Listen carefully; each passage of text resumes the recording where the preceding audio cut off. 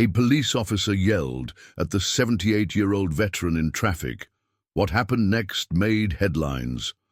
The kettle hissed before the sun broke the horizon. The old man rose without an alarm, his internal clock sharpened by decades of discipline. He moved slowly but with certainty, every step echoing quiet ritual.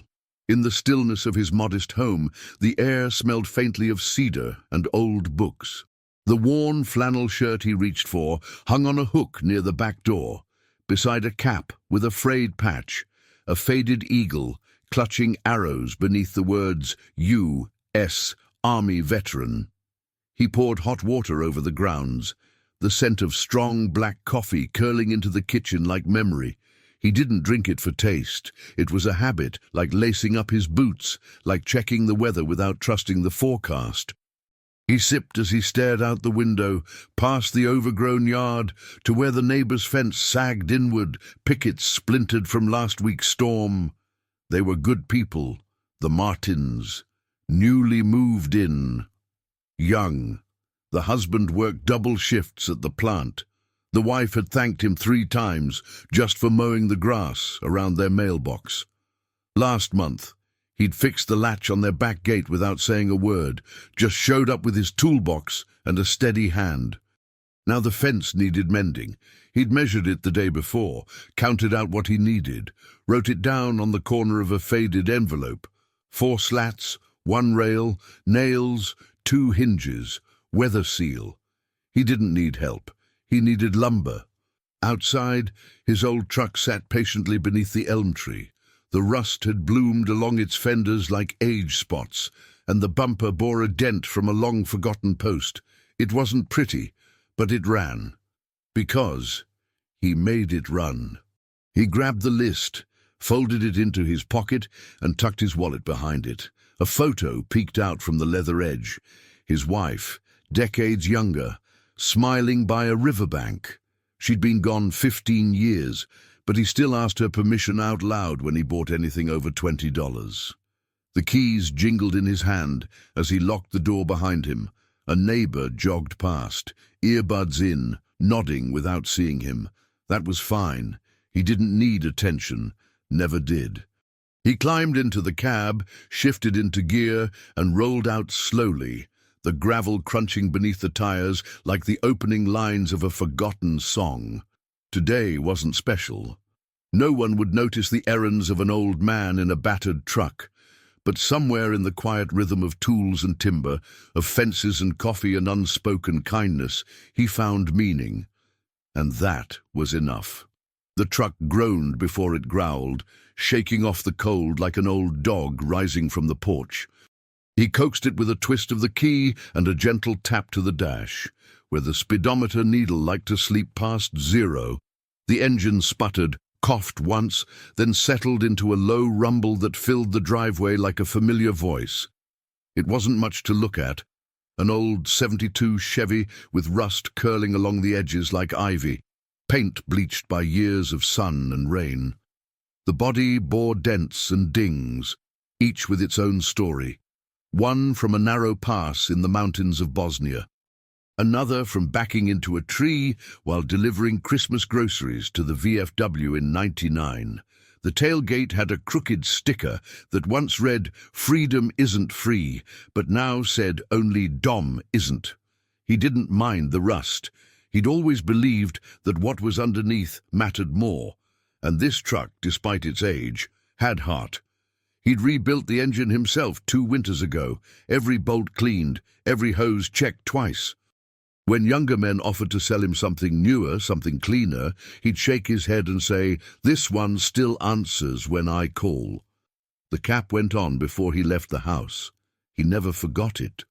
Faded olive drab, the patch on the front barely legible, a silver dagger through lightning, the quiet mark of those who went where others couldn't. It had been with him through deserts and jungles, now through hardware stores and county roads. People glanced at it sometimes, some with curiosity, others with recognition, but few ever asked. He preferred it that way. He adjusted the rear-view mirror, not because he needed it, but because it was habit. The reflection showed a lined face and eyes that had seen too much and spoken too little. A man who had nothing left to prove and no interest in proving it. He eased the truck into gear and backed out slowly. The morning mist hung low on the road, and the rising sun cut through it in thin golden lines. The tires kicked up a few stray leaves as he turned onto the main road. Other cars sped by, sleek and silent, piloted by people in a hurry to be somewhere. He drove with both hands on the wheel, steady and deliberate, never tailgating, never weaving, just forward. Somewhere between first gear and second, the old man tapped the dashboard again, just once, like a ritual. The truck responded with a steady hum, the kind of sound that said, "We're still in this together." And for him, that was enough. The turn onto Main Street came slower than usual. Traffic backed up half a block past the old library. Brake lights blinking like red warnings in the morning haze. Construction cones choked off one lane, and a city bus hissed impatiently as it tried to wedge through. The old man steered the truck into the flow without fuss, easing the wheel left with a quiet breath. He'd learned long ago not to fight the current, just to move with it. A horn blared behind him, sharp and urgent. Some kid in a black sedan, tight haircut, hands flying, probably late for something important. The old man didn't look back. He stayed in his lane, watching for the gap ahead. His fingers gripped the wheel with a calm firmness, knuckles pale but unshaking. When the sedan darted around him and cut in too close, he tapped the brake, gave space, no curse, no flash of anger, just silence. The world outside moved fast, too fast. People stared into glowing phones, turned without signaling, honked like horns were language. And maybe they were, each blast saying, "Move, hurry, why are you here?" He didn't answer. He just watched. The flash of a bike messenger cutting between lanes. The blur of a woman balancing a coffee and a steering wheel, life moving in rapid swirls, while he moved in steady lines. He passed the corner bakery, now a juice bar. The barber shop where he once got a trim before deployments was now a vape lounge. Buildings had changed, faces had changed, but the road still led the same direction. He took comfort in that. At a red light, he waited behind a delivery van. A boy crossed the street dragging a backpack too large for him, shoes untied, eyes glued to a tablet. The old man smiled faintly. He remembered walking to school with a slingshot in his back pocket and scraped knees earned from trees and gravel, not screen time. The light turned green. The van didn't move. The truck idled patiently behind it, engine rumbling low. Another horn, this one from the SUV behind him. The driver waved angrily in the mirror. The old man tapped his own horn, once, polite, and the van jerked forward. As he rolled through the intersection, he spotted the hardware store sign a few blocks ahead. Almost there. Another car swerved too close, and his truck shuddered slightly in its lane. He held it steady. A younger man might have reacted. He just blinked and kept going. There was no rush in his world, no need to beat the light or race to the next turn. The day would unfold as it should. Some people drove like they were escaping something. He drove like he was going exactly where he meant to. The whistle pierced through the layered noise of downtown, horns, engines, crosswalk alerts, but it was the voice that followed, that turned heads, sharp, young, and impatient. "Pull over, now!" The old man heard it clearly, but didn't react right away. He scanned the intersection. Cross-traffic paused, pedestrians hesitating at the curb.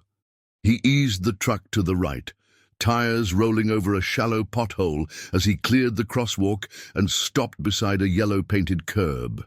The engine rumbled low as he shifted into park. A young officer strode up, fast and loud, one hand resting on his belt like he was expecting trouble. "What do you think you're doing? You can't just crawl through an intersection like that. You're blocking traffic." The old man turned down the volume on the radio, not that it was loud to begin with. He looked at the officer and said nothing for a moment. He hadn't been crawling, and he hadn't blocked anything. But he knew better than to say so. Instead, he kept both hands on the wheel, knuckles slightly raised, a quiet habit left over from places where gestures meant life or death. "This truck even registered?" the officer demanded, stepping closer. He circled the front, kicked lightly at the bumper. "No front plate, no inspection sticker I can see. It's a hazard. You're lucky I didn't write you up on the spot." The old man looked forward, not out of defiance, but steadiness. "It's registered," he said, voice low and even. "Rear plate only, historic vehicle." The officer scoffed. "Historic? Looks more like a pile of scrap. This is Main Street, not a scrapyard." Cars passed slowly now, heads turning. Someone took a photo. The moment grew thicker, heavier, even as the sunlight stayed soft and warm. The old man kept his gaze straight ahead. "I'll need your license and registration," the officer said, "and step out of the vehicle." There was no reason for that last part, not really, but the tone made it clear it wasn't a request. The old man nodded once.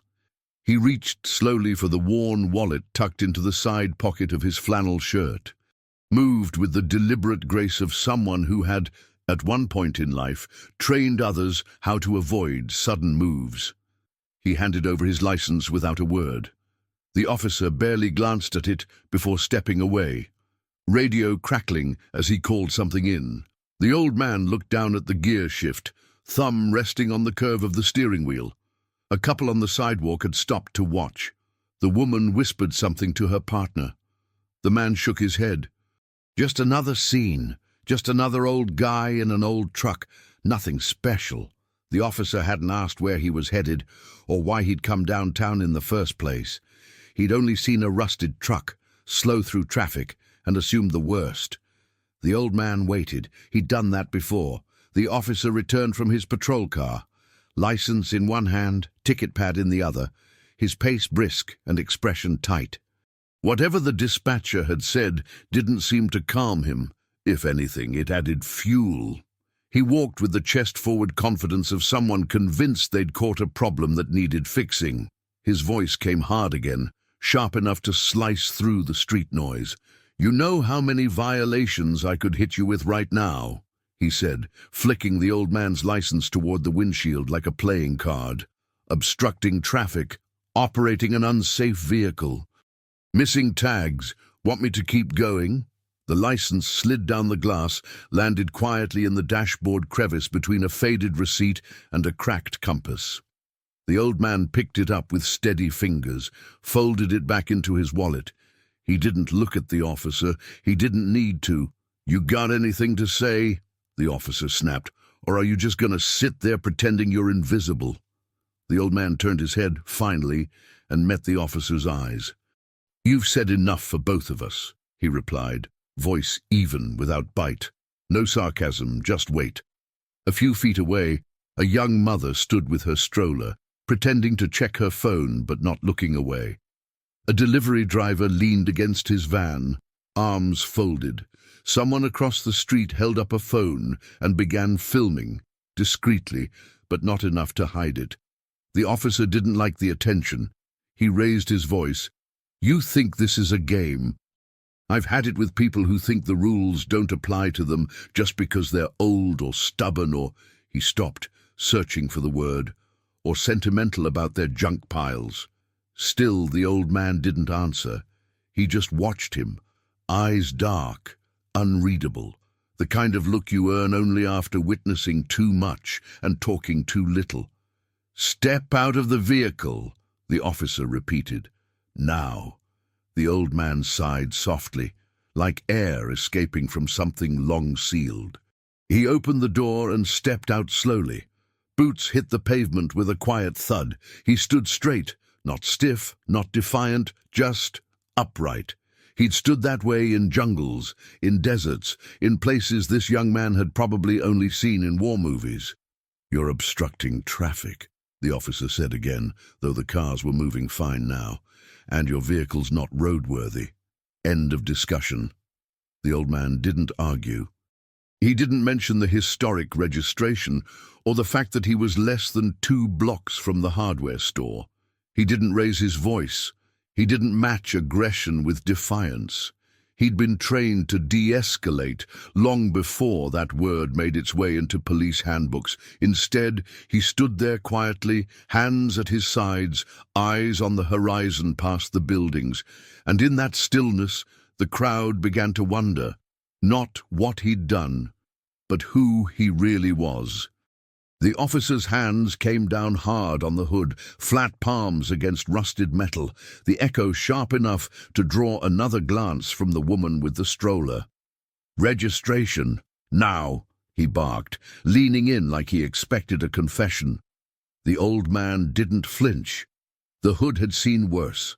Shrapnel in Kandahar, a falling branch in Hurricane Rita, an overeager nephew with a hammer. It didn't rattle anymore, not the truck, and not the man who'd kept it running. He nodded once, slow, and turned back toward the open driver's side door. The officer's hand hovered near his holster, watching every movement like the old man might suddenly lunge or flee. There was no lunge, no rush, just deliberate motion, the way you reach for something when you've learned, by experience, not policy, that quick hands make people nervous. The glove compartment creaked open like a drawer full of ghosts. Inside were what most men carry: insurance card, a flashlight with a loose bulb, a pocket knife he hadn't used in years, but also things others might not expect. A Bronze Star certificate folded with care, a letter from a former commanding officer, now dead, a photo of a younger man standing in front of the same truck, dirt on his boots, sky behind him foreign and bright. He pushed those aside and took out the envelope marked vehicle documents. He handed it over without a word, fingers brushing paper stained with years of oil and coffee. The officer snatched it, flipping through like he was expecting a forged passport or blank slips. He frowned at the yellowed edges, at the Department of Defense stamp at the top of one form.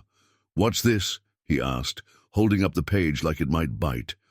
"Historical registration," the old man replied, still calm. "Issued by the state, valid through next year." The officer didn't acknowledge it. He set the papers on the hood beside him and continued his inspection, running a hand along the cracked windshield, tapping a fender with his knuckle, crouching briefly to peer under the truck like rust might indicate guilt. From the sidewalk, the small crowd grew by two, a jogger slowing to a walk, a teenager pulling earbuds out. A dog barked from a second-floor window above the bakery. "You drive this every day?" the officer asked, standing again. "Only when I have somewhere to be." The officer narrowed his eyes. "Looks like it belongs in a scrapyard." The old man didn't answer. He didn't point out the new timing belt he'd installed last winter in the cold, didn't mention the brakes he'd rebuilt with his own hands, or the fact that the engine purred like it remembered him. He just waited, steady and silent, as the officer flipped through the papers again like maybe, this time, they'd say something different. It started with one phone. A woman across the street, subtle at first, holding it low like she was just checking the time. But the way her thumb hovered over the screen, how her eyes didn't leave the scene, that was the first sign. Then came a second, a man in a delivery uniform leaning against a lamppost, arms crossed, camera pointed and recording. By the time the officer circled the truck a third time, there were half a dozen phones pointed his way. The old man noticed, of course. He always noticed. Situational awareness wasn't something you turned off when the uniform came off. It stayed with you, in the way you scanned windows, noted exits, clocked the shift in air when people stopped walking and started watching. The officer didn't seem to care. Or maybe he didn't notice. He was still talking, loud and clipped, his tone carrying over the sidewalk like it was part of the city's static, unsafe condition, obstructing flow, could have caused an accident. Most passers-by didn't stop. Not yet, just quick glances as they hurried past. But a few slowed. A man with a briefcase paused at the crosswalk, watching long enough to see the officer jab a finger toward the old man's chest. Another woman, in scrubs, paused on the corner, shifting her coffee to her other hand so she could press record with her thumb. Murmurs started quiet at first. "What's going on?" someone asked. "Is he in trouble?" Another said. A teenager in a hoodie whispered to his friend, "Bet he doesn't even know what he did." But not all the voices were skeptical. One older man, arms folded, stood just far enough to avoid attention, but close enough to be heard. "That's Frank," he muttered. "Lives down on Elm. Built the shelter behind the church after the flood. Hell of a welder." Someone else added, "Didn't he serve?" "My uncle said he was in some unit that didn't even exist on paper." Still, the louder voice belonged to the officer. "You've got no brake lights. I could impound this thing right now." His hand rested on the top edge of the truck door, posture tall, eyes sweeping the street like he was performing more than enforcing. The old man didn't move, didn't answer. His silence wasn't stubbornness. It was restraint. The kind that came from knowing what happened when people didn't stay calm. The officer tapped the hood again with the back of his knuckles, a sound like a challenge. More phones rose. Someone whispered, "This doesn't feel right." And in the middle of it all, the truck idled steadily. The man beside it stood just as still, not a statue. No, something more grounded, like a post left standing after the fence had rotted away. They didn't know who he was, but they were starting to realize he wasn't just some old man with a rusted truck. The officer crouched beside the front wheel, running a finger along the edge of the tire like he expected it to come off in flakes. He muttered something under his breath, nothing clear, but sharp enough to sound like a dismissal. Then he moved along the side of the truck, eyeing the chipped paint and rust like it was a personal offense. "Do you even have mirrors that work?" he said, knocking one with the back of his hand. It wobbled slightly before settling back into place. "This thing's a safety hazard. Looks like it hasn't passed inspection since the Cold War." The old man stood just a few feet away, arms at his sides, the same calm posture he'd held since stepping out. He didn't bite at the provocation. Didn't explain that the truck didn't need inspection stickers under the historic registration exemption, that he'd spoken to the DMV clerk herself when he filed the paperwork, that he kept copies of everything, laminated and labeled, in the glove box.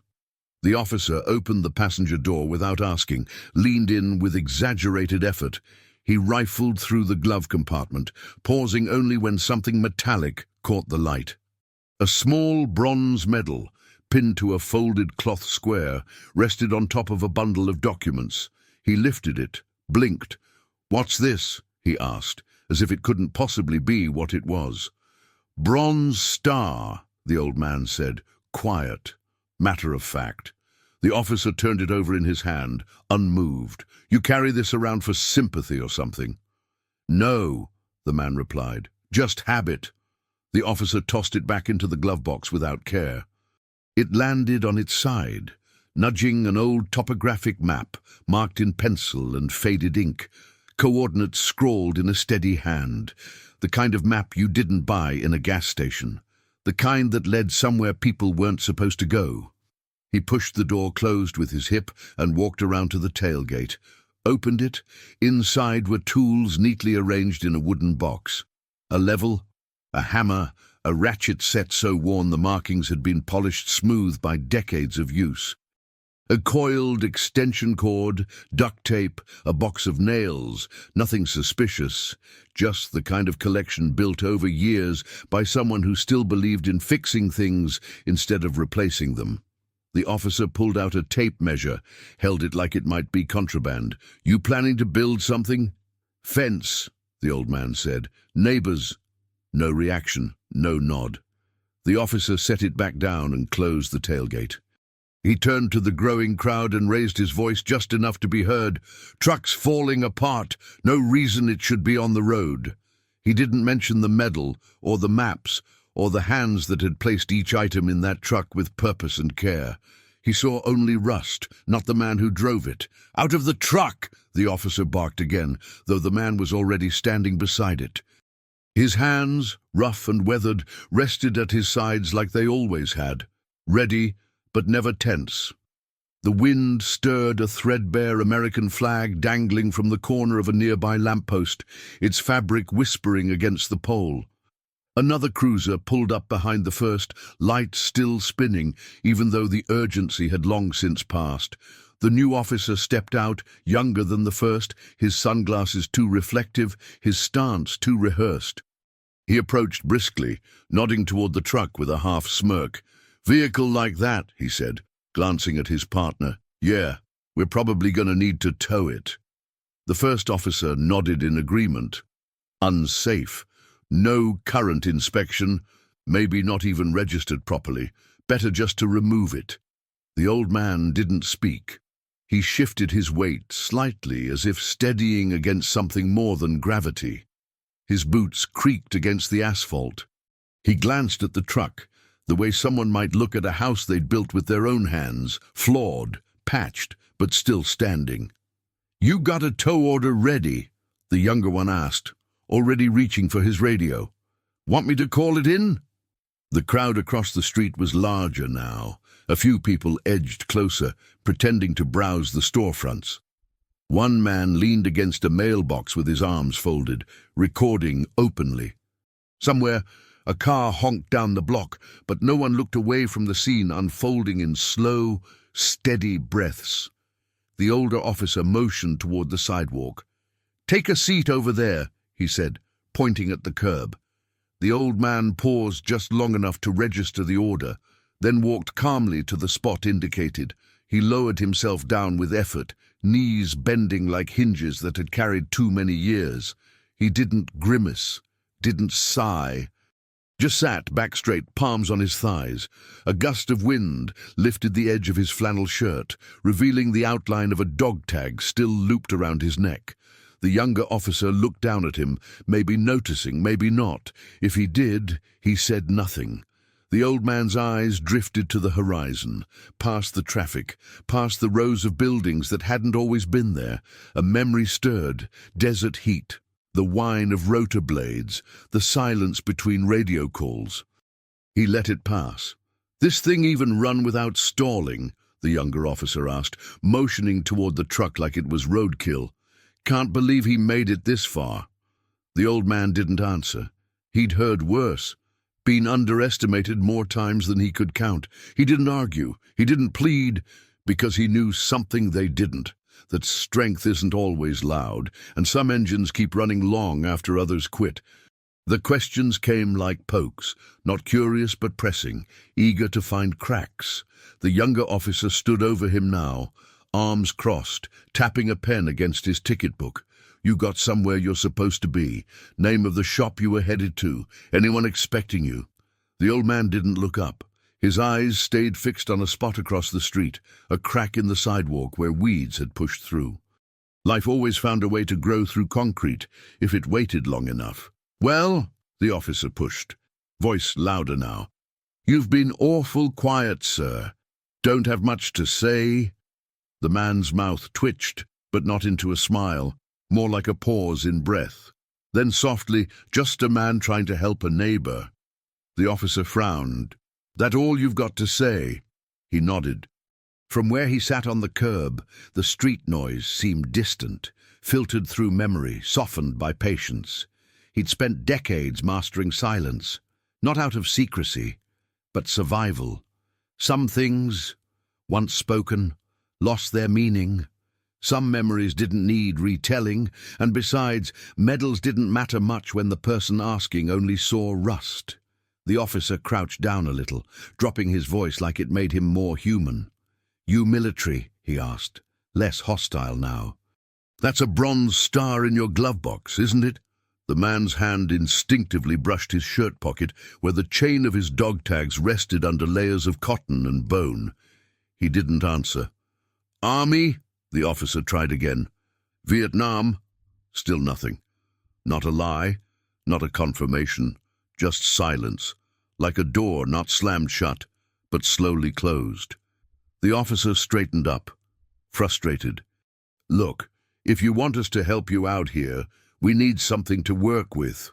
The old man raised his eyes for the first time. "I didn't ask for help."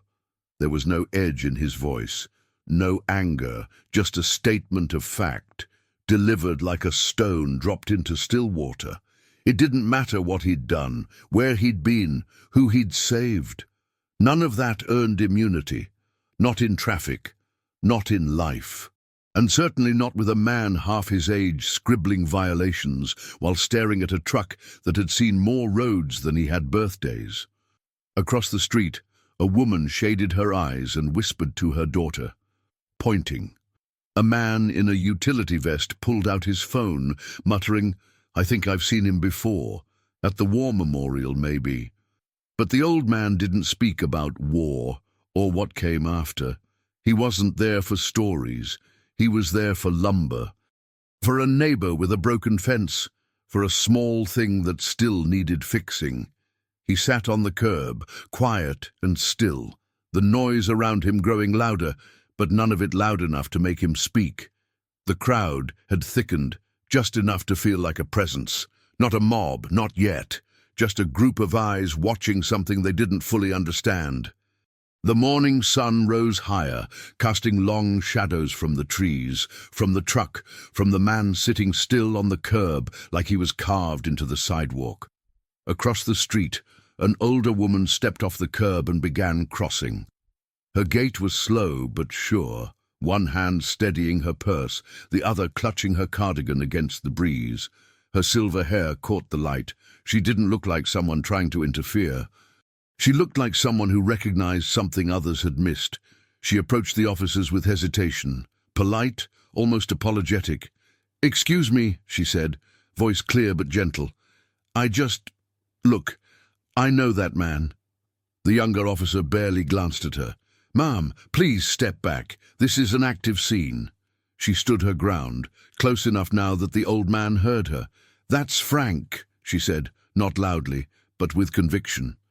"He's lived here longer than most of us. Helped rebuild the school roof after the hailstorm in '02. He built my husband's ramp when the VA denied us. Wouldn't take $1. The older officer looked up from his notes, eyebrows raised, indifferent. "Ma'am, I understand, but we're handling this." "No, you don't," she said, a little firmer. "He's not some vagrant or danger. He's a veteran. Special forces, I think. Quiet type. Keeps to himself, but he's always helping people. Doesn't ask for anything." The younger one rolled his eyes. "Appreciate it. But we have protocols to follow." "I'm not trying to tell you how to do your job," she replied, her voice softening again. "I'm just telling you who he is." The officers exchanged a look, one that said they'd heard enough. The younger one gestured vaguely behind her. "Please return to the sidewalk. We'll take it from here." She hesitated, looked down at the old man, who still hadn't moved, hadn't spoken. His eyes met hers briefly, and something passed between them. Not gratitude, not embarrassment, just recognition. She gave a slight nod, lips pressed into a thin line, and turned to go. As she walked away, she said, almost to herself, "He fixed our generator during the blackout, kept our heat on for 3 days. The officers didn't respond. They were already back to their procedures, scribbling boxes, checking boxes, missing the story sitting right in front of them. And the man, Frank, to those who'd bothered to learn, just sat there, hands folded loosely in his lap, as another page turned and no one bothered to read it. The man in the utility vest had been standing near the crosswalk for a while now, one hand on his hip, the other gripping a half-empty coffee cup. He hadn't said anything, just watched.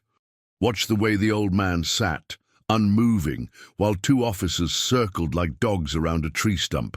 Watched the woman try to speak and get brushed off like she was selling cookies. Watched how nobody seemed to care who the man was, just that his truck had dents and he wasn't quick with words. Then the wind shifted, and the light caught the old man's face differently, just for a second. The utility worker narrowed his eyes, tilted his head slightly. Something stirred. A memory. It was years back. A Veterans Day parade, small town, middle of the street, a quiet old guy in the back row, standing straighter than most, not waving, not smiling, just watching the flag pass like it meant something personal. Someone had said he was part of something classified back in the day, the kind of stories nobody told, but everybody hinted at. The man looked again, and this time the pieces fit. He stepped away from the curb, coffee forgotten, reached into the chest pocket of his vest and pulled out a worn phone. Thumb tapped the screen with deliberate precision. He didn't raise his voice, didn't look around to see who might be listening. "Yeah, it's me," he said quietly when the line connected. "You're not going to believe this." He turned slightly, keeping one eye on the officers. "They've got him sitting on the curb like some drunk. Frank, from the memorial board. Yeah, that Frank." A pause. "Maple and 6th. Right by the hardware store. They're about to tow his truck." Another pause. His tone changed, more direct now. "No, listen. Someone needs to get down here, fast. These guys don't know who they've got." A murmur on the other end. The man nodded, even though the other couldn't see him. "Yeah, I'll keep eyes on him." He hung up and slipped the phone back into his pocket, gaze fixed once more on the scene. The officers were talking now, one laughing, the other pointing at something on the clipboard. The truck sat behind them like a monument in the wrong century, and the old man, still on the curb, still silent, still waiting. The man in the vest didn't wave, didn't call out, just stood a little taller. Someone was on their way now, someone who would remember. Who wouldn't need a map or a medal to know the weight of the man they'd left sitting in the street like an afterthought? Some debts didn't get paid with money. They got paid with a phone call. The first video was only 15 seconds long, just a quick clip of the officer shouting over the idling growl of the old truck. The camera shook slightly. Catching the moment, his hand slapped the hood and the old man blinked, slow and unbothered. It hit the internet before the second officer arrived, shared by a high school student on her lunch break with the caption, "This your hero." By the time the clip reached 20,000 views, someone else had posted a wider angle. You could see the veteran on the curb now, knees bent, hands resting on his thighs, posture calm. You could hear the officer muttering something about junkyards. Another account added context. "He's a veteran.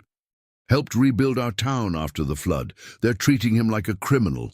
The hashtag appeared not long after, "Ginger Respect Our Elders." It started as a quiet protest, attached to comments like, "This man deserves dignity and every scar on that truck probably has a story." Then it spread fast. By the time the sun cleared the rooftop line downtown, it was trending in 3 counties and picking up steam in veteran forums across the country. Screens lit up in office cubicles and fast food break rooms. People watched the footage during coffee breaks, shook their heads, whispered to co-workers. "He looks familiar," someone would say. "Wasn't he the guy who fixed the church bell? Or didn't he pull someone out of a ditch during that snowstorm?" More videos followed, clips from different angles. One caught the moment the woman in the cardigan tried to speak and was waved off. Another had sound, clear enough to hear the younger officer laughing about impounding the truck. They were short, shaky, imperfect, but they told a story, one the officers hadn't noticed they were writing. Comments poured in, thousands. Veterans chimed in first. "He reminds me of my CO in '89. That stare, that's the look of a man who's seen hell and kept walking." Others came from strangers. "My grandfather looked just like him. Quiet, solid. No one listened to him either." Local news stations picked it up within the hour. Then regional, then one national outlet, curious about the man behind the uniform cap, the rusted truck, the silence. Still, downtown, the old man hadn't moved. The curb was hard against his spine, the concrete warm now with the sun, but he sat the same, didn't know about the hashtag, didn't care about the trending. The world was buzzing around him, wires and satellites lighting up with his name, but he just sat there, waiting for whatever came next, the way he always had. because the ones who serve quietly don't need a spotlight. But sometimes, when the world sees the wrong thing clearly enough, it turns one on anyway. The order was simple, sharp, and impersonal. Sit on the curb. No please. No explanation. Just the kind of command barked out when someone forgets they're speaking to a person. The old man didn't argue. He turned slowly, knees stiff, and lowered himself to the concrete edge as though he'd done it 100 times before, which, in a way, he had. Curb or jungle floor, concrete or red dirt. It was all the same when you were waiting for something to shift. He placed his hands on his thighs, fingers relaxed but steady. His back was straight, not in protest or pride, but because it always had been. Because you don't spend a lifetime in service, in formation, and suddenly learn to slouch. Some habits outlive the uniform. The officers continued to move around him, talking into radios, scribbling notes, checking their watches like they had somewhere more important to be. They didn't look at him anymore. He'd been downgraded to paperwork now. A code, a potential violation. The sun had climbed higher, casting a sharper edge to the day. Heat radiated off the asphalt, blurring the air in small waves. Still, the man didn't shift, didn't wipe his brow. He sat in that long, quiet stillness that unnerved younger men. Not from confusion, but from knowing when stillness was the right answer, when any move would only make things worse. A few more onlookers gathered, their phones angled discreetly. A man across the street called someone in hushed tones. A teenager murmured, "What did he even do?" and got no reply. The old man heard none of it, or if he did, he gave no sign. His gaze rested on something far beyond the street, not in distance, but in memory. His breath came slow and even, the kind of rhythm you learned when lying beneath jungle canopy, waiting for movement. Or in the belly of a plane, fingers laced around a static line, waiting for the jump light to turn green. The patch of concrete beneath him was warm now, but he didn't feel it. Not really. He wasn't sitting on the curb of Main Street anymore. He was somewhere else. Somewhere that required patience and silence and the kind of endurance you couldn't teach in training manuals. People whispered. The crowd grew, but he said nothing. Not because he had nothing to say, because he understood the weight of words, and because, sometimes, silence speaks loudest of all. The old man didn't lift his head, didn't shift his posture. But the crowd around him had started to hum with something more than curiosity. It began with a single voice, a man in his 50s, ball cap low, arms folded across a sunburned chest. "That's him," he said quietly to no one in particular. "Used to come into the Legion Hall. Never talked much. But once, after a few drinks, someone asked about the patch on his jacket. He just smiled and said, 'Columbia was hot that year.' Never said more than that." Another voice joined in, this time from a woman holding a reusable grocery bag. "My dad told me he was the one who helped bring those 2 kids out of the river during the flood in '97, said the water was up to his chest and he didn't even blink." A man near the back, quiet, careful, added, "There was talk. Not official stuff. Just whispers, said he was in the jungle back when nobody admitted we were ever there. Cambodia, Laos. He trained guys how to move silent in mud so thick you couldn't breathe through it." The officer glanced back at the murmurs. Brows furrowed, a flicker of unease crossing his face. For the first time, maybe he realized this wasn't just a traffic stop gone long. Maybe he was starting to feel the weight of it. Someone else spoke up. A teacher, maybe, with glasses and a lanyard still around his neck. "He came to speak to my class once, just once, didn't say much, told the kids about paying attention, not to what people say, but to what they do. When he left, one of my students said, 'That man walks like he's carrying something.' I never forgot that." The phones stopped filming for a moment. Not all of them, but enough. Because now people weren't just recording, they were remembering. "Didn't he do high-altitude rescue?" someone asked. "That thing in the Rockies, when the plane went down. My uncle swore he saw him on the news, but the military never confirmed it." Another voice, softer now. "My brother served. He always said the best guy he ever trained with never talked about rank, just results. Pretty sure it was him." The old man stayed still, eyes on a place no one could see. The words swirled around him, not in praise, not in spectacle, just in truth. Quiet confirmations of a life lived without applause, stitched together in the stories of others. None of it had come from him, and yet somehow everyone seemed to know. Not the full story, just enough to understand they were standing in the presence of something rarely seen and almost never acknowledged. Honor without uniform, service without ceremony. History, still breathing, sitting quietly on a curb while the world tried to catch up. Act 4. The turning point. The rumble of the SUV was different. Deeper, heavier, like something used to command attention without needing to shout. It pulled to the curb with precision, no screech, no rush, just quiet authority wrapped in tinted windows and government plates. The engine cut, and for a moment, everything paused. Even the officers stopped talking. Doors clicked. The driver, young and squared at the shoulders, stepped out first. He scanned the scene quickly, said nothing, then opened the back door. The man who stepped out didn't wear a suit.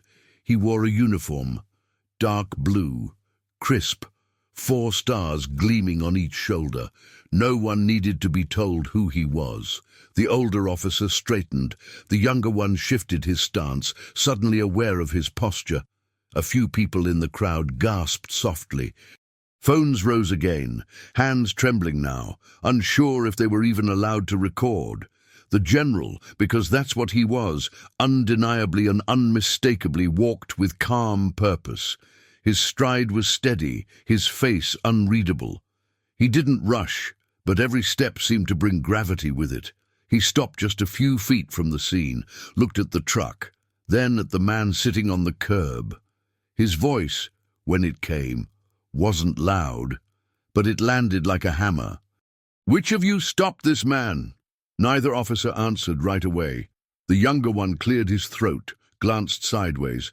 The older officer finally stepped forward, hesitation creeping into his tone. "We had a traffic situation, sir. Vehicle appeared unregistered, unsafe condition. He was—" The general raised a hand, just once. The officer fell silent. He turned to the veteran.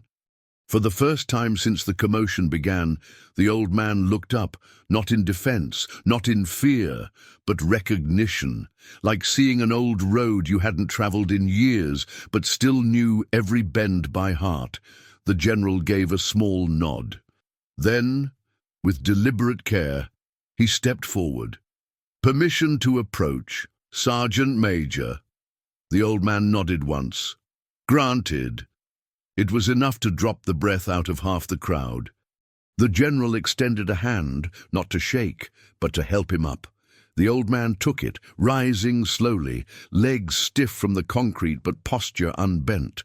When he stood, the two men faced each other, one still in service, the other long out but never really gone. The general turned to the officers. His face was still calm, but his eyes had sharpened. "You just pulled over the man who taught me how to lead," he said.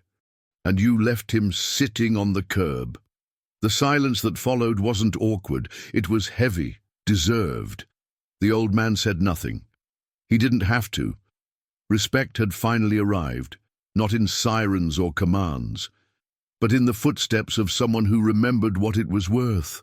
The younger officer stepped forward, lips already parted, an explanation loaded and waiting. His badge glinted in the sun, his fingers tightened around the edge of his citation pad like it was a shield.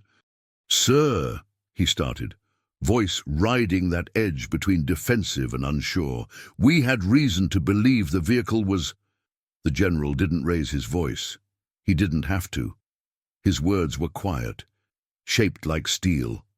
"What did you say to this man?" The officer froze mid-step, the rest of his sentence swallowed by the sudden weight of the moment. A few people in the crowd stopped breathing. The phones kept recording, but now they trembled in hands that understood something important was happening. I was just following protocol, the officer offered, his tone thinning. The truck looked unregistered, unsafe. We didn't know who he was.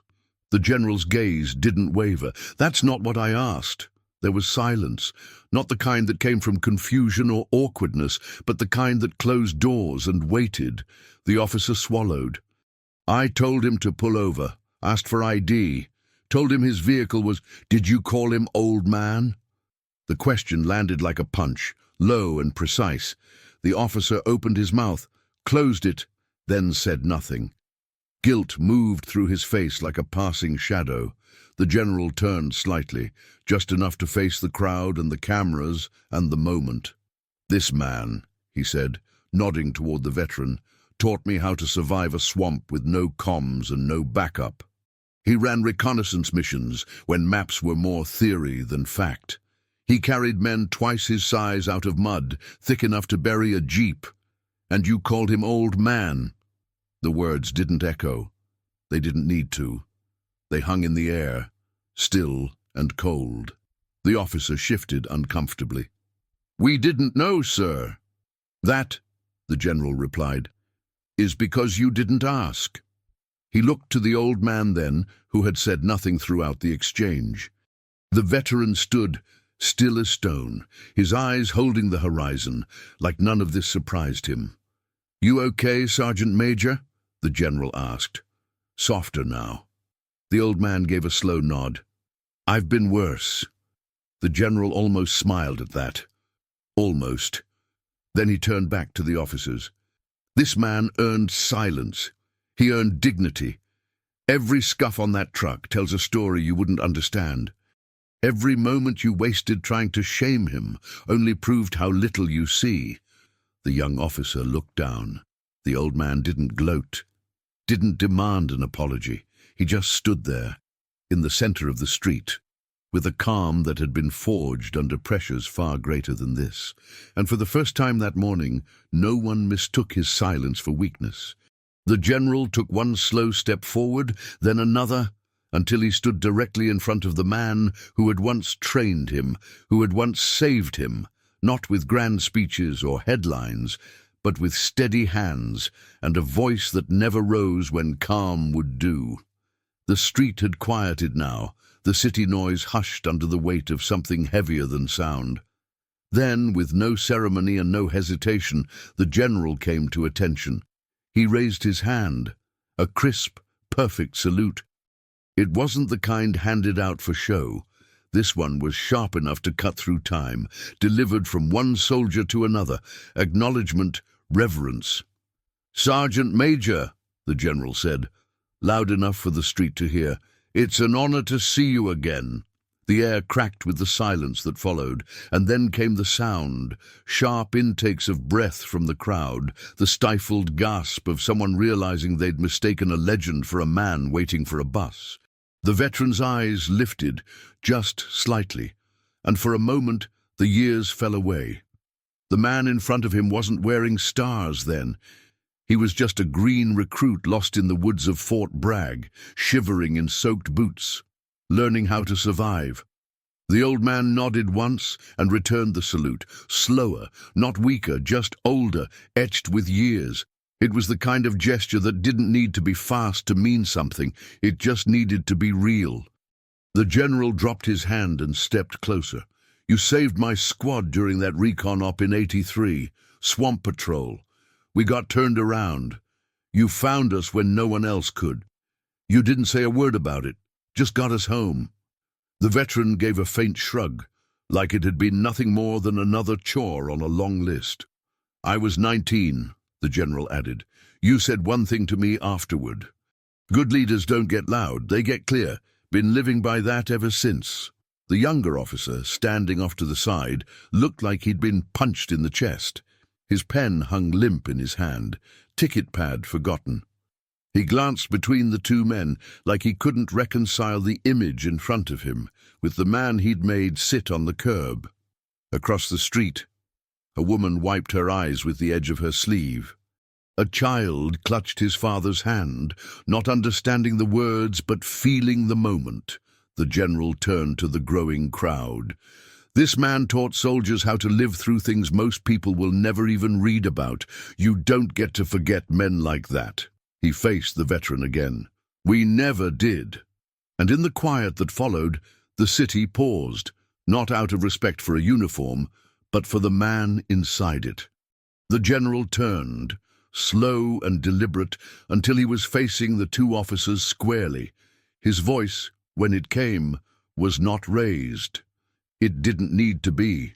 Some men carry authority like a blade that never leaves its sheath. "This man," he said, gesturing toward the veteran who stood beside him without a trace of bitterness, "taught half of us how to lead." The words landed like bricks. They didn't spark applause. They didn't need to. They just settled into the quiet, heavy and undeniable. The younger officer opened his mouth to respond, some automatic defense already forming, but the general held up a hand, palm open, commanding silence without force. "You didn't see it," the general said. "That's clear. You saw rust. You saw slowness. You saw age. And you assumed weakness." No one moved. The crowd stood frozen in the mid-morning sun, listening as a decorated four-star peeled the layers off a moment they hadn't yet understood. "You called him a hazard," the general continued, "but let me explain something to you. This man is the reason many of us made it home. The reason some of us knew how to make a decision when lives depended on it. The reason I wear these stars today." He stepped forward, closing the space between himself and the officers, his boots silent on the pavement. "You didn't recognize him because men like him don't ask to be seen. They serve, they disappear, and they leave the world standing quietly on stronger ground." The older officer looked down now, lips pressed thin. The younger one's face had turned a pale shade beneath his sunglasses, his fingers still wrapped around the ticket pad like it could anchor him to protocol. "Did you ask his name?" the general asked, voice quieter now, more pointed. "Did you ask where he was going or why he was out here in the first place? Or did you just see an inconvenience?" Neither answered. Their silence was louder than any excuse. The general looked at the clipboard in the officer's hand. "Toss that," he said, not as a suggestion. "There will be no citation today, no tow, no paperwork." The officer dropped the pad without hesitation. The general turned to the crowd. "Let this be a reminder," he said, "that service doesn't always look the way you expect. Sometimes it comes in denim and rust and silence. Sometimes it's sitting right in front of you, and you miss it because you're too busy enforcing rules you barely understand." He faced the old man again, softer now. "Sorry it took this long, Sergeant Major." The veteran gave a small nod, nothing more.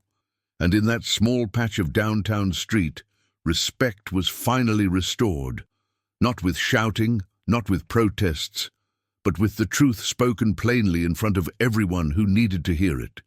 The general didn't offer his hand at first. He waited, watched as the old man shifted his weight forward, slow but sure, his knees stiff from the curb, the kind of slow that wasn't weakness but wear, earned, not endured. The crowd held its collective breath as the veteran straightened to his full height, shoulders pulled back, spine upright, chin level. No one saw an old man anymore. They saw a man who'd carried nations quietly on his back. The general stepped closer then, lifting his hand, not in command but in respect. "Allow me," he said, as if the gesture required permission. The veteran gave a small nod, not agreement exactly, just acknowledgement, a soldier's way of saying, "I see you too." Together they walked to the truck. The general kept pace without rushing, matching the cadence of the man who'd once taught him how to cross a minefield without leaving footprints. The crowd parted to let them through, the silence widening with every step, not awkward but reverent. When they reached the driver's side, the general opened the door like it was a vault. He glanced at the interior, sun-cracked vinyl, worn knobs, the faint scent of old oil and long miles. It wasn't just a vehicle. It was a vessel, A survivor, a witness.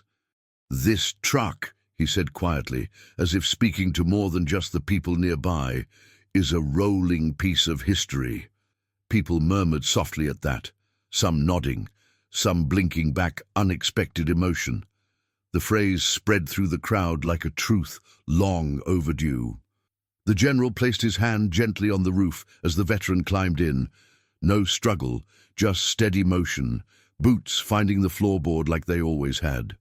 Unseated, the old man adjusted the mirror without needing to look. Muscle memory. Everything where it had always been. He didn't start the engine. Not yet.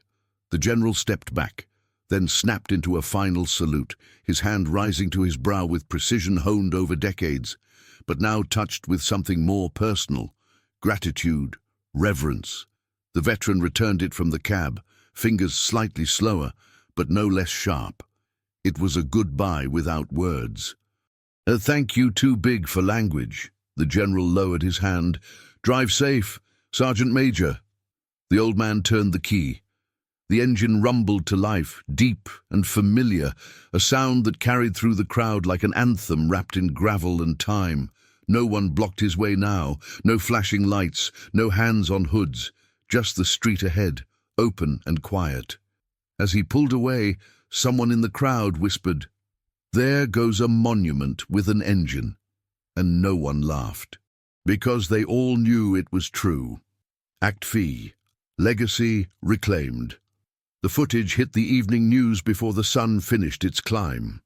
By noon, 3 local channels had sent vans, microphones, and field reporters to the quiet stretch of Main Street where it all happened. The hardware store served as a backdrop now, its sign suddenly famous, its parking lot dotted with news crews. What began as a traffic stop had become something else entirely. A story that struck a chord the country hadn't realized it was waiting to hear. Clips looped endlessly across social media, the general's salute, the words, "This man taught half of us how to lead," and the image of the old man driving away in the rusted Chevy, the crowd parting like a tide around him. Veterans organizations reposted it first, followed by parenting blogs, history pages, and national networks that rarely agreed on anything. But today, they shared the same headline in different fonts. The man on the curb, the veteran who sat in silence, a truck, a salute, and the lesson we forgot. By late afternoon, a news van parked in front of the old man's house, a modest, single-story place with flaking paint and a flagpole leaning slightly east. He didn't come out at first. He wasn't one to chase cameras, but eventually he stepped onto the porch, flannel shirt, that same cap, the one with the frayed patch that now meant more than medals ever could. The reporter, young and polite, asked softly, "Sir, would you be willing to say a few words?" He thought about it, looked past her to the street where he used to ride a bike built from scrap, to the neighbor's house, where the fence now stood straight and fixed. Then he nodded once and stepped down into the yard. He didn't say much, just stood in the grass, hands in his pockets, his voice carrying like it always had. Quiet but heard. "I didn't do anything special," he said. "I just went to get some lumber." The reporter asked about the salute, the general, the recognition. He shook his head lightly, as if brushing off dust. "Lot of good men never got thanked. Lot of quiet work done by people no one ever sees. I just fixed a fence for a neighbor. One last question. Do you have anything to say to all the people watching?" He gave a small smile, barely there. "I'm just glad the fence got fixed."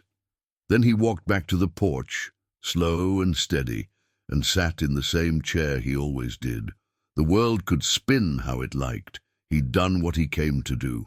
And sometimes that was the most extraordinary thing of all. The official statement came the next morning, typed in black serif on crisp white letterhead, posted on the department's website and pinned across their social media accounts. It began, as statements often do, with a phrase that tried to soften the blow. "We are aware of the incident that occurred yesterday," but this time people were already reading between the lines. They'd seen the footage. They knew the weight of what had happened, and polite language wasn't going to smooth it over. By noon, the police chief stood at a podium in front of a line of flags, tie straight, jaw set like stone. The cameras clicked in short bursts, and the room fell into a hush that only followed stories too big to spin. Behind him, the officers from the incident were nowhere to be seen. "Yesterday," the chief said, his voice low but clear, "a respected veteran in our community was treated in a way that fell short of the standards we expect from our department and from ourselves." There were no interruptions, no protests, just silence. Heavy, watching silence. "We failed to recognize a man who has served this country with distinction. More importantly, we failed to listen. That cannot happen again." He paused, hands resting on the edge of the podium like they needed the grounding. "Effective immediately, our department will implement new training initiatives focused on respect, discretion, and situational awareness. This will not be a single seminar or a check-the-box compliance effort. This will be a change in culture. One that reminds every officer, from rookies to veterans, that authority is not power, it is responsibility." It was a rare thing to hear from a podium like that, not just acknowledgement, but something deeper, accountability without deflection, the kind of response that didn't try to save face, but to face what needed saving. The questions came after, as expected. One reporter asked about the officers involved. The chief answered evenly, "They have been reassigned for additional training, not as punishment, but as correction. The point is not to ruin careers. The point is to build better ones." Another asked if they'd met with the veteran. "We extended the offer," the chief replied. "He thanked us and declined, said he'd already said what needed saying." That, more than anything, silenced the room again. The news spread quickly. Some applauded the transparency. Others said it wasn't enough, but most agreed on one thing: it was a start, and not the kind that came from pressure or fear of headlines, but the kind that came from looking an old man in the eye and realizing you miss something vital, something you can't measure in violations or protocol. Respect, the kind that walks quietly, fixes fences, and teaches entire generations how to stand tall. They held the ceremony on a Wednesday morning, just after sunrise, when the town was still quiet enough to hear the flag flapping over City Hall. A small stage had been set up in front of the courthouse steps, flanked by folding chairs and a podium borrowed from the high school auditorium. There were no balloons, no confetti, just rows of neighbors, veterans in full dress, school children holding small paper flags, and people who had driven in from the next county because they'd seen something in that video they couldn't shake. The old man stood near the edge of it all, wearing the same flannel shirt he always wore, the same worn cap. Someone had ironed his trousers for him. He hadn't asked for that, but he didn't argue either. He didn't like being the center of attention, and yet there he was, surrounded by it. The mayor stepped up to the microphone first, nervous, reverent. She cleared her throat and looked out over the crowd before beginning. "There are moments," she said, "when a town has the chance to recognize not just a citizen, but a symbol, not just a man, but a way of living that speaks louder than words." She turned to him then. "Frank Carter," she said, "on behalf of this town, this community, and generations that owe more than they'll ever know, we thank you." She gestured to a man beside her, an older city clerk holding a framed document, his hands shaking just slightly. "This proclamation," she continued, "recognizes your decades of service, not just in uniform, but in life, for the ramps you built without asking, for the neighbors you helped without hesitation, for the quiet example you set, one act at a time." She took a breath. "Today we name you an honorary citizen emeritus of this town, with our highest local recognition, and we do so not because of what you said, but because of what you've done." The clerk handed him the frame. He took it gently, looked it over once, then tucked it under his arm like it was no heavier than a Sunday paper. The mayor stepped back, and for a moment, no one spoke. Then someone in the back stood up, a retired firefighter, then a teacher, then a boy no older than 10. The applause came slowly, but it built. It moved forward like a wave, quiet, steady, full. The old man didn't smile, not fully, but his eyes softened. He didn't speak that day. He just gave a small nod, then another, and stood there as the town gave him what he had never once asked for. A moment, a thank you. And the kind of silence that means more than any speech ever could. It started with a check, small at first, $50, mailed in from a town 3 states away, with a note that read, "I don't know him, but I know men like him. Please use this to help another one." Then came another, then 100 more. Some arrived folded inside handwritten letters. Others came through online donations, attached to words like respect, duty, and thank you. By the end of the week, the town clerk's office had counted over $30,000, none of it asked for. All of it sent because people had seen a man sit silently on a curb and remembered what dignity looked like. They called him about it, of course, tried to schedule a meeting. He said he didn't need any money and that he had plenty of tools, but when they explained it wasn't for him, it was for others like him, he agreed to meet. They asked what he'd want to name it. He shook his head. "Don't name it after me," he said, quiet but firm. "Don't make it about the past." "Well," someone asked, "what should we call it?" Then, he thought for a long moment, then answered, "The Ramp Project." No grand titles, no military jargon, just something that made sense to him, something useful. By the month's end, the paperwork was filed. A non-profit, modest in mission but deep in purpose, was born. Volunteers signed up to build ramps, fix porches, replace windows, and deliver groceries, not as charity, not with fanfare. Just as a way of saying, "We see you." He didn't lead the board. He didn't want his picture on the brochures. But every week, he showed up with his old truck and toolbox, first to arrive, last to leave. He taught the younger volunteers how to measure twice, cut once, how to square a corner with a piece of string, how to listen when a man says he doesn't need help, but still hands you the hammer. One Saturday, a boy who couldn't have been older than 12 asked him why he spent his time doing this. The old man knelt beside the boy and pointed at the ramp they'd just finished. "So they don't have to sit on the porch and wait," he said. It wasn't a slogan, but it became one. The Ramp Project kept growing, spreading to nearby towns, then counties, then states. No executive salaries. No boardroom meetings with catered lunches, just hammers, plywood, sweat, and people remembering that service doesn't end with discharge. And in the middle of it all, quiet as ever, the man who'd sat on the curb that day just kept building, one ramp at a time. The sun was just beginning to rise when the old truck rumbled to life, its familiar growl echoing off the trees lining the narrow county road. The morning air was crisp, tinted with the scent of pine and warming asphalt.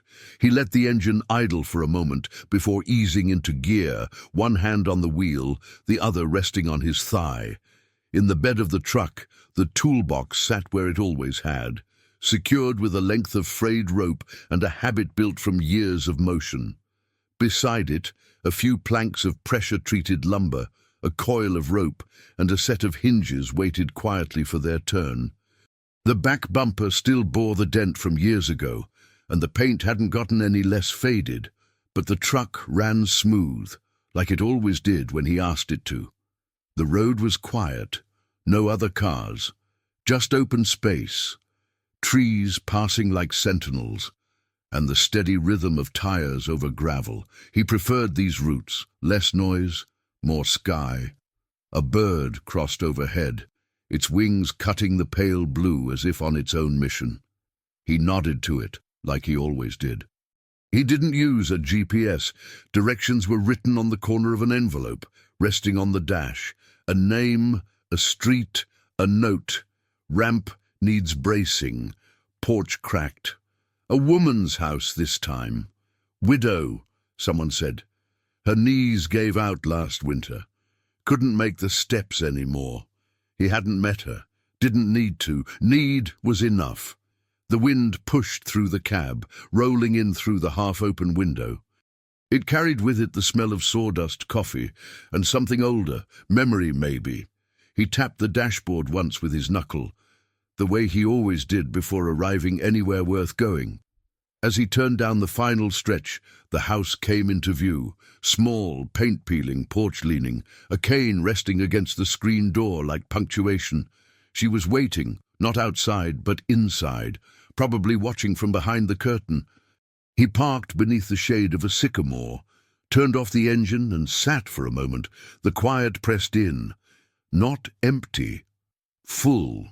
He looked at the porch, at the work that needed doing, at the kind of help that doesn't wait for permission or praise.